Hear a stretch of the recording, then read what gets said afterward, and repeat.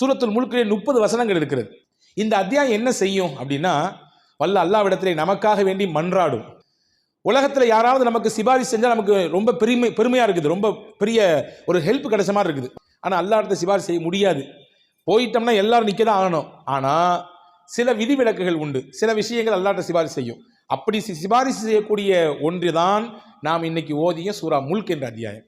யார் இந்த அத்தியாயத்தை ஓதுகிறார்களோ அல்லாஹ்விடத்திலே அது சிபாரிசு செய்யும். நாங்கள் ஸல்லல்லாஹு அலைஹி வஸல்லம் இல்லையா, ஹதீஸிலே வந்திருக்கிறது, நபிகள் பெருமானா ஸல்லல்லாஹு அலைஹி வஸல்லம் சொன்னாங்க, ஷஃபஅத் லி ரஜுலின் ஹத்தா கஃபர லஹு.